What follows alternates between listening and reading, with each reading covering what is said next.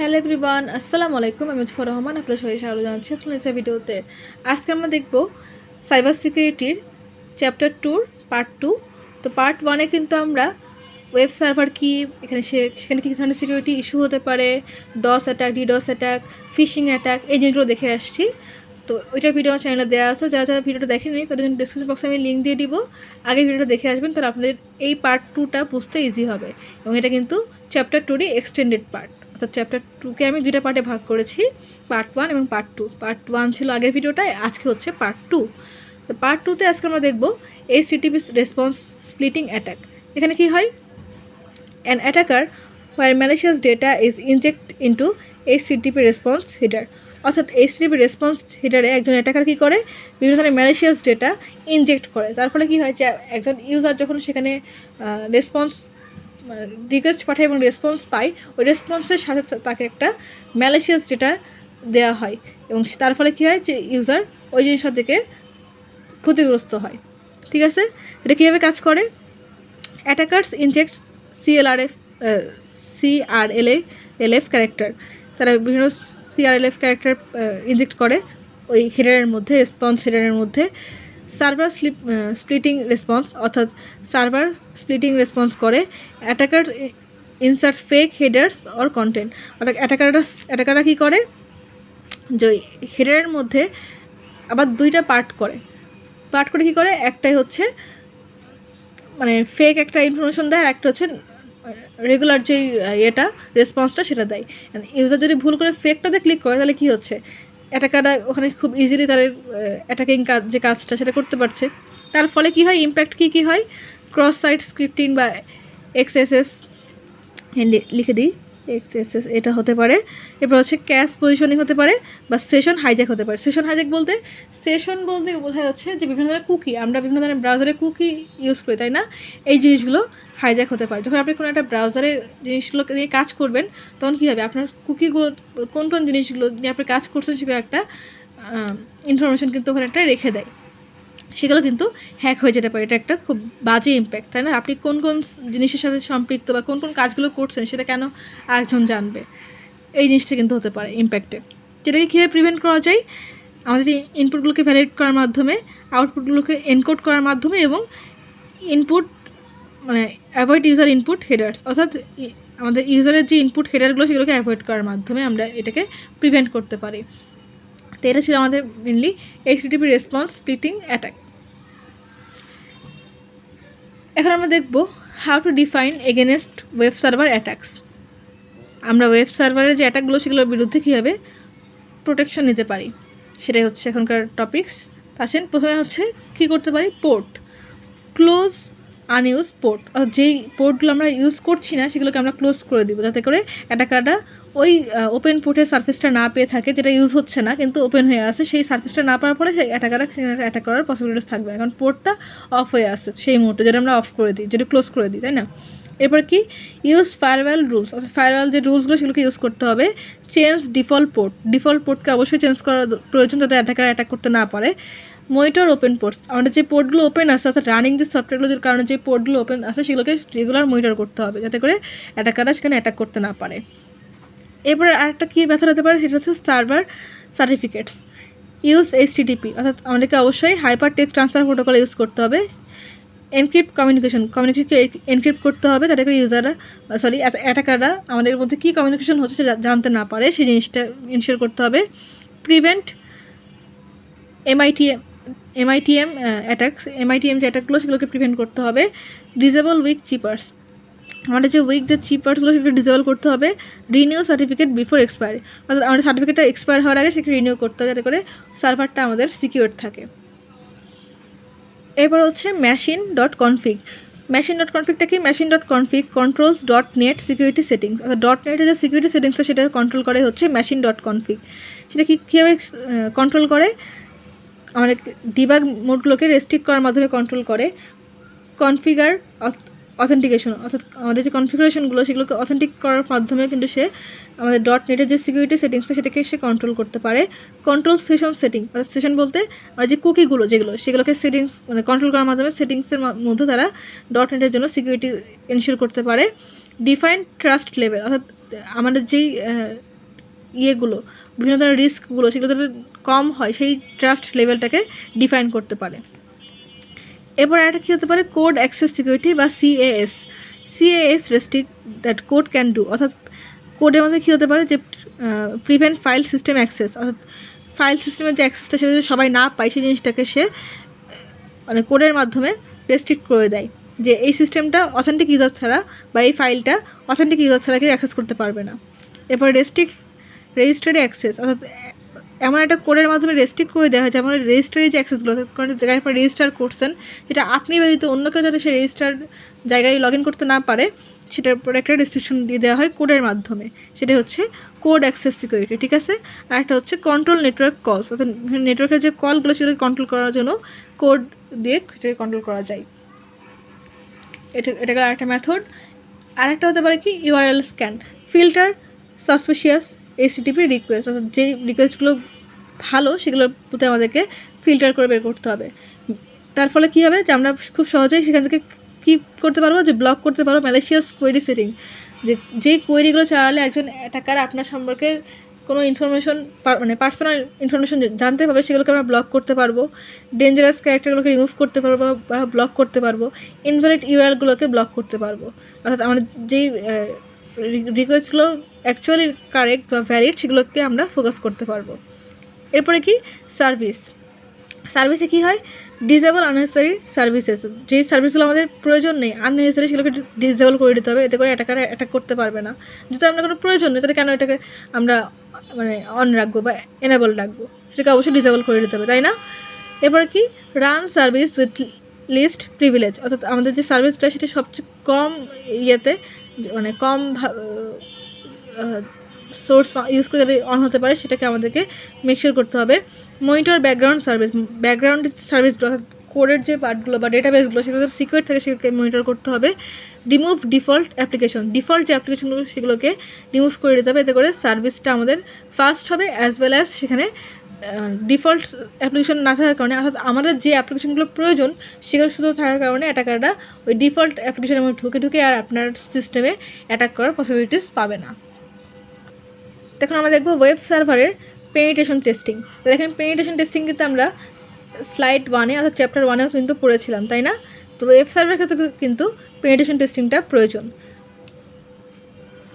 সেটা কীরকমভাবে, testing web server security by simulating attacks to identify vulnerabilities, অর্থাৎ এখানে এমন একটা টেস্টিং ইউজ করা হয় যার ফলে আমাদের অ্যাটাকাররা কোন কোন উইকনেসকে খুঁজে বের করে সেখানে অ্যাটাক করতে পারে সেই জিনিসগুলোকে খুঁজে বের করা হয় টেস্ট করার মাধ্যমে। এখানে ফেজগুলো দেওয়া আছে। প্রথম ফেজ হচ্ছে ইনফরমেশন গ্যাদারিং। এখানে কী করা হয়, কালেক্ট সার্ভার রিলেটেড ইনফরমেশন, যেই সার্ভারের উপর অ্যাটাকাররা অ্যাটাক করতে চায় সেই সার্ভার রিলেটেড যে ইনফরমেশনগুলো সেগুলো তারা কালেক্ট করে। সেটা কীরকম টাইপের ইনফরমেশন হতে পারে, সেটা হচ্ছে সার্ভার টাইপ মানে সার্ভার কী টাইপের বা সার্ভারের ভার্সন কত সেটা অ্যাটাকাররা কালেক্ট করতে পারে, অথবা অপারেটিং সিস্টেমটা কি উইন্ডোজ, লিনাক্স, ম্যাক্স নাকি সেটা সে জানতে পারে, একটা ইনফরমেশন সে পেয়ে গেল। এরপর কী হতে পারে, হতে পারে হচ্ছে আইপি অ্যাড্রেস, ওই সিস্টেমটা বা ওই সার্ভারটার আইপি তারা অ্যাটাকাররা জানতে পারে। এরপরে কি ডিএনএস ইনফরমেশন, তারা ডিএনএস ইনফরমেশনকে কিন্তু হ্যাক করে নিতে পারে। ঠিক আছে, তো অ্যাটাকাররা কী করে, প্রথমে ইনফরমেশনকে গ্যাদার করে, এরপর তারা কী করে, এরপর হচ্ছে তারা পোর্ট স্ক্যান করে, তারা কী আইডেন্টিফাই করে কোন কোন পোর্টগুলো ওপেন আছে, কোন কোন সার্ভিসগুলো রানিং আছে, সার্ভিসের কোন ভার্সনগুলো তারা অ্যাভেলেবল ইউজ করছে ইউজাররা, সেটা ফাইন্ড আননেসেসারি আর রিস্কি সার্ভিসেস, তারা যেই সার্ভিসগুলো আননেসেসারি বা প্রয়োজন নেই বা রিস্কি যেগুলো সেগুলো খুঁজে বের করে, অর্থাৎ ভালনারেবিলিটি খুঁজে বের করে ওই পোর্শনটুকুতে তারা অ্যাটাক করতে চায় অ্যাটাকাররা। ঠিক আছে, 3 নম্বরে কী হয়, 3 নম্বরে হচ্ছে ভালনারেবিলিটি স্ক্যানিং। তো আমরা যখন পোর্ট স্ক্যান করলাম তখন দেখতে পেলাম যে কোন কোন জায়গাগুলোতে উইকনেস আছে, তাই না? এখানে কী হবে, আমরা সেখানে সেই উইকনেসগুলো খুঁজে বের করবো, আউটডেট সফটওয়্যারগুলোকে খুঁজে বের করবো, আমাদের এসএসএল বা টিএলএস যে উইকনেসগুলো সেগুলো খুঁজে বের করবো এবং মিসকনফিগারেশনগুলোকে খুঁজে বের করবো।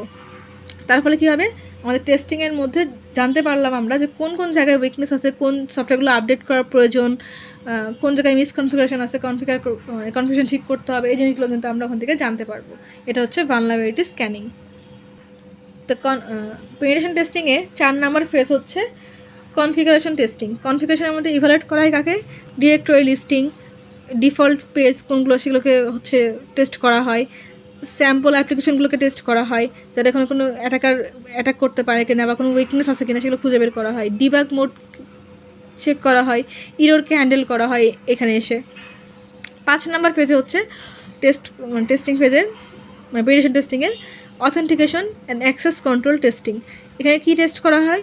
উইক পাসওয়ার্ডগুলো চেক করা হয়, যে কোন পাসওয়ার্ডগুলো উইক, অর্থাৎ অথেন্টিকেশন বা অ্যাক্সেস পাওয়ার জন্য যে টেস্টগুলো, যে আপনার পাসওয়ার্ডটাকে উইক নাকি স্ট্রং, এই টেস্ট করা হয়। এর প্রোটেকশনের জন্য ব্রুট ফোর্স প্রোটেকশন কাজ করে।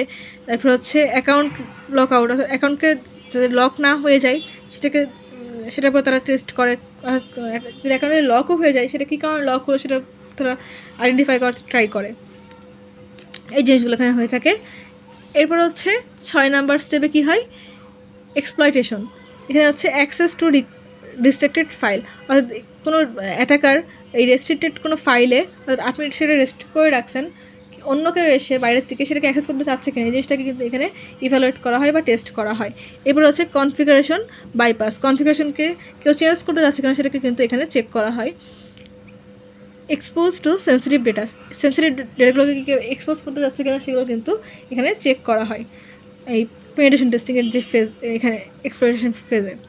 Only perform with authorised scope, অর্থাৎ অথরাইজড স্কোপ ছাড়া যদি কেউ এখানে কোনো অ্যাক্সেস না পায় কোনো ফাইলের, বা কনফিগারেশন টেস্ট করতে না পারে, বা সেন্সিটিভ ডেটা দেখতে না পারে, সেই জিনিসটা কিন্তু এখানে মেকশিওর করা হয় টেস্টিং ফেজে। তো হ্যাঁ, একটা কথা বলে রাখি, পেনিট্রেশন টেস্টিংয়ে কিন্তু অনেক জায়গায় আপনারা দেখবেন পেন টেস্টিং লেখা থাকে। তো পেনিট্রেশন টেস্টিং আর পেন টেস্টিং কিন্তু সেম, জাস্ট দুটার নাম আর কি, একই জিনিসের। তো 7 নম্বর ফেজে কী করা হয়? Post exploitation analysis. এক্সপ্লয়টেশন যে করা হলো, এরপর একটা পোস্ট এক্সপ্লয়টেশন অ্যানালাইসিস করা হয়, যেখানে what data can be access, কোন কোন ডেটাকে অ্যাক্সেস করা যেতে পারে সেই জিনিসটা চেক করা হয়। ক্যান অ্যাটাকার স্ক্যালেট প্রিভিলেজ, অ্যাটাকাররা কোন কোন জায়গায় তারা হচ্ছে অ্যাটাক করতে পারে, বা কোন কোন জিনিসের পর তারা অ্যাটাক করতে পারে সেগুলো করা হয়। আর কোনো ধরনের ডেটাকে মুভমেন্ট করা পসিবল করা, সেগুলো এখানে টেস্ট করা হয়ে থাকে। 8 নাম্বার পেজে হচ্ছে লাস্ট ধাপ, সেটা হচ্ছে রিপোর্টিং করা হয়। ফাইনাল রিপোর্টের মধ্যে কী কী থাকে? ভালনারেবিলিটি ফাউন্ড, অর্থাৎ কোন কোন উইকনেসগুলো খুঁজে পাওয়া গেছে টেস্ট করার পরে সেগুলো লেখা হয়। রিস্ককে রেটিং করা, যে আমাদের সিস্টেমটা কতটুকু রিস্কি, সেটা হতে পারে ক্রিটিক্যাল, হতে পারে হাই, হতে পারে মিডিয়াম, হতে পারে লো, তো রিস্ক লেভেল আর কি। এরপর হচ্ছে প্রুফ অফ কনসেপ্ট, অর্থাৎ এভিডেন্সগুলো, অর্থাৎ আমরা যে সিস্টেমের যে জিনিসগুলো প্রুফ দরকার বা এভিডেন্স দরকার সেগুলো কিন্তু রিপোর্টের মধ্যে রাখতে হবে। বিজনেস ইম্প্যাক্ট, আপনার সিস্টেমের যে উইকনেসগুলো সেগুলোর পরে আপনার বিজনেসে বা আপনার ওয়েব সার্ভারে বা ওয়েবসাইটে কী টাইপের ইম্প্যাক্ট পড়তে পারে সেই জিনিসটা কিন্তু এখানে থাকতে হবে। এবং রেকমেন্ডেশন স্টেপস, অর্থাৎ আপনার যে উইকনেসগুলো সেগুলোকে রিকভার করার জন্য বা সেগুলোকে ঠিকঠাক করার জন্য কোন কোন স্টেপ বা কোন কোন পন্থা অবলম্বন করলে আপনার সিস্টেমটাকে আপনি সিকিউর করতে পারবেন সেই জিনিসগুলো কিন্তু এখানে রেকমেন্ডেশনের আওতায় থাকবে রিপোর্টের মধ্যে। তো এই তো গেল আমাদের পেনিট্রেশন টেস্টিং বা পেন টেস্টিংয়ের ফেজগুলো। এরকমভাবে পেনিট্রেশন টেস্টিং করা হয়ে থাকে ওয়েব সার্ভারে 8টা স্টেপ ফলো করে। দেখুন কথা হচ্ছে, why web server pen testing is important, বা পেনিট্রেশন টেস্টিংটা কেন ইম্পর্টেন্ট ওয়েব সার্ভারে। Prevent server take over, server যাতে টেক ওভার না হয়ে যায় সেটাকে প্রিভেন্ট করার জন্য, সেন্সিটিভ ডেটাকে প্রোটেক্ট করার জন্য, কমপ্লায়েন্সকে এনশিওর করার জন্য, সিকিউরিটি ইমপ্রুভ করার জন্য, সার্ভার যাতে ডাউন না হয়ে যায় এবং ফাইন্যান্সিয়াল লস যাতে না হয় সেটাকে অ্যাভয়েড করার জন্য কিন্তু আমাদের ওয়েব সার্ভারের পেন টেস্টিং বা পেনিট্রেশন টেস্টিংটা খুবই ইম্পর্টেন্ট। তো আজকের লাস্ট টপিকসটা হচ্ছে web server versus web application pen testing. তো ওয়েব সার্ভার এবং ওয়েব অ্যাপ্লিকেশনের পেন টেস্টিং কেন করা হয়ে থাকে? ওয়েব সার্ভারে পেন টেস্টিং করা হয় focus on server infrastructure, server ইনফ্রাস্ট্রাকচারকে ফোকাস করার মাধ্যমে পেন টেস্টিং করা হয়ে থাকে ওয়েব সার্ভারে। আর focus on application logic, application লজিকের উপর বেস করে পেন টেস্টিং করা হয় ওয়েব অ্যাপ্লিকেশনে। এরপরে ওয়েব সার্ভারে checks configuration and services, web সার্ভারে হচ্ছে পেনিট্রেশন টেস্টিংয়ের মাধ্যমে আমরা কনফিগারেশন চেক করি এবং সার্ভিসগুলো চেক করি। আর ওয়েব অ্যাপ্লিকেশনে পেনিট্রেশন টেস্টিংয়ের মাধ্যমে আমরা SQLI, XSS, CSRF এগুলো টেস্ট করে থাকি। এই SQLI, XSS, CSRF এগুলো কিন্তু আমরা নেক্সট ভিডিওতেই দেখব। এগুলো নিয়ে আমাদের একটা ফুল চ্যাপ্টারই আছে এবং সেই চ্যাপ্টার কিন্তু খুবই ইম্পর্টেন্ট আমাদের এক্সামের জন্য। আচ্ছা, আর ওয়েব সার্ভারে কী করা হয়? পেন টেস্টিংয়ের মাধ্যমে test operating system and network exposure, অর্থাৎ সেখানে অপারেটিং সিস্টেম অ্যান্ড নেটওয়ার্ক এক্সপ্লোজারকে টেস্ট করা হয়। আর ওয়েব অ্যাপ্লিকেশনে পেন টেস্টিংয়ের মাধ্যমে ইউজারের ইনপুটকে হ্যান্ডেলিং করা হয়ে থাকে টেস্টিংটাকে। আর ওয়েব সার্ভারে পেন টেস্টিংয়ের মাধ্যমে ইনফ্রাস্ট্রাকচার সিকিউরিটি দেওয়া হয়, আর ওয়েব অ্যাপ্লিকেশনে পেন টেস্টিংয়ের মাধ্যমে অ্যাপ্লিকেশনের সিকিউরিটি দেওয়া হয়। তো এই তো গেল মেনলি আজকের টপিকসগুলো। আজকে কিন্তু আমরা কী টপিকস দেখলাম হচ্ছে ওয়েব সার্ভারে পেন টেস্টিং কেন করা হয়, এরপরে স্প্লিটিং অ্যাটাক, এইচটিটিপি রেসপন্সের ক্ষেত্রে স্প্লিটিং অ্যাটাক কীভাবে কাজ করে, ওয়েব সার্ভারে যদি অ্যাটাক হয় সেটা কীভাবে আমরা তার এগেনস্টে কাজ করতে পারি, যেমন আমরা দেখলাম পোর্টকে স্ক্যান করতে পারি, সার্ভারের সার্টিফিকেট দেওয়া, এরপরে হচ্ছে মেশিন কনফিগ, কোড অ্যাক্সেস সিকিউরিটির মাধ্যমে কোড দেওয়ার মাধ্যমে কিন্তু আমরা সেটাকে একটা সিকিউর করতে পারি, ইউআরএলকে স্ক্যান করতে পারি, সার্ভিসগুলোকে চেক করতে পারি। এই বিভিন্ন ধরনের স্টেপ ফলো করে কিন্তু আমরা সার্ভারকে প্রোটেকশনের আওতায় আনতে পারি, তাই না? আর লাস্টে দেখলাম টেস্টিং ফেজ যেটা আর কি, সেটা যে টেস্টিং কোন কোন ধাপে করা হয়ে থাকে, কীভাবে টেস্টিংগুলো অ্যাপ্লাই করা হয়। তো আজকের ভিডিও এই পর্যন্তই। পরবর্তী ভিডিওতে আমরা দেখব ওই যে SQLi, XSS, CSRF এই টপিকসগুলো দেখব। পরবর্তী ভিডিও দেখার আমন্ত্রণ রইল। আজকে কোনো টপিক যদি কেউ বুঝতে না পারেন অবশ্যই কমেন্ট করবেন, আমি আপনাদের কমেন্টে রিপ্লাই দেওয়ার চেষ্টা করব। তো চ্যানেলটাকে সাবস্ক্রাইব করেন, চ্যানেলটাকে প্লিজ সাবস্ক্রাইব করবেন, ভিডিওতে লাইক করবেন, কমেন্ট করবেন, শেয়ার করবেন। আজকের মতো এই পর্যন্তই। আল্লাহ হাফেজ।